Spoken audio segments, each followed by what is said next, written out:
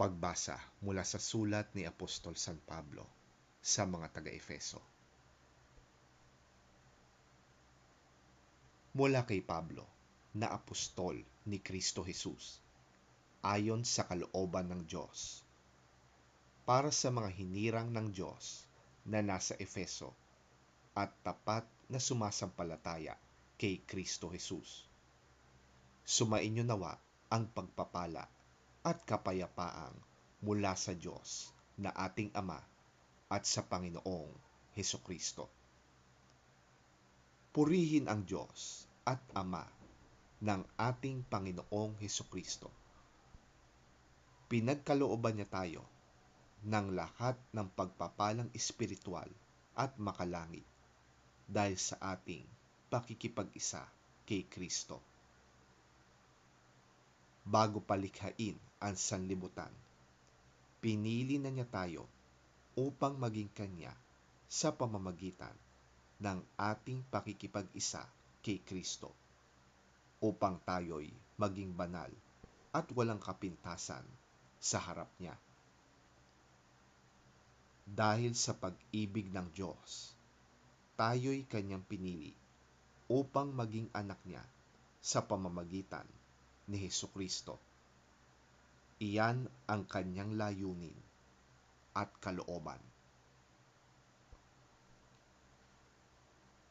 Purihin natin siya dahil sa Kanyang kahanga-hangang pagkalinga sa atin sa pamamagitan ng Kanyang minamahal na anak. Tinubos tayo ni Kristo sa pamamagitan ng Kanyang dugo, at sa gayon ay pinatawad na ang ating mga kasalanan. Ganoon kadakila ang Kanyang kagandahang loob na ibinigay sa atin. Sa pamamagitan ng Kanyang karunungan at kaalaman, ipinaunawa sa atin ng Diyos ang hiwaga ng Kanyang kalooban na isasakatuparan sa pamamagitan ni Kristo pagdating ng takdang panahon. Layunin niyang tipunin ang lahat ng nilikha sa langit at sa lupa at ipasailalim ang mga ito kay Kristo.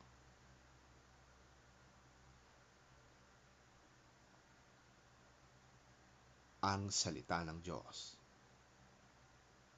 Salamat sa Diyos. Ang mabuting balita ng Panginoon ayon kay San Lucas.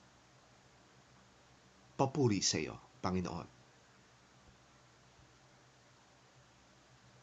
Kahabag-habag kayo.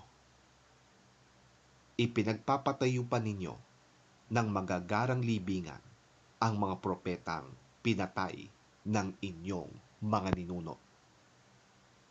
Sa gayon, kayo na rin ang nagpapatunay na sang-ayon kayo sa ginawa ng inyong mga ninuno, sapagkat sila ang pumatay sa mga propeta, at kayo naman ang nagtatayo ng libingan ng mga ito. Dahil dito'y sinabi rin ng karunungan ng Diyos, magsusugo ako sa kanila ng mga propeta at mga apostol.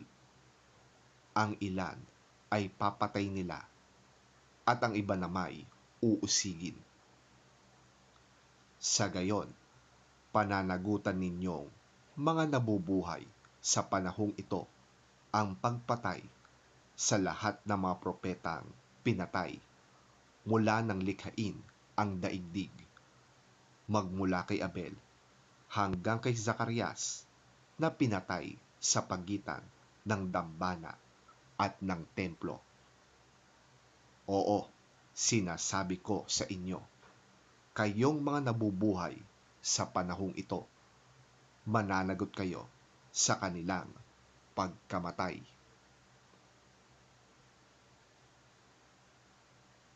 Kahabag-habag kayo, mga dalubhasa sa kautusan, sapagkat ipinagkakait ninyo ang susi ng kaalaman.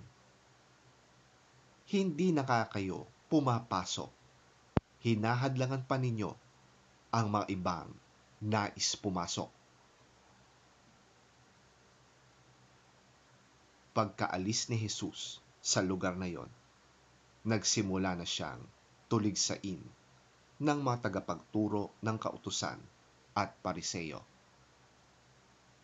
Malimit nilang tanungin siya tungkol sa maraming bagay upang masilo siya sa pamamagitan ng kanyang pananalita.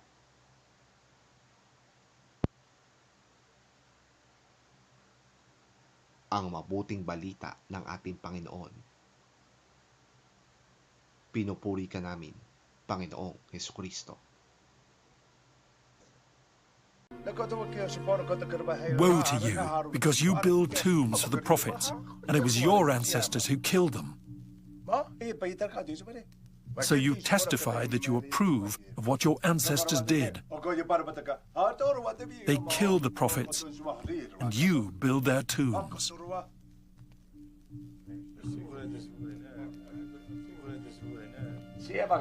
Because of this, God in his wisdom said, I will send them prophets and apostles, some of whom they will kill and others they will persecute. Therefore, this generation will be held responsible for the blood of all the prophets that has been shed since the beginning of the world, from the blood of Abel to the blood of Zechariah, who was killed between the altar and the sanctuary. Yes, I tell you, this generation will be held responsible for it all. Woe to you experts in the law, because you have taken away the key to knowledge. You yourselves have not entered, and you have hindered those who were entering. When Jesus went outside, the Pharisees and the teachers of the law began to oppose him fiercely and to besiege him with questions, waiting to catch him in something he might say.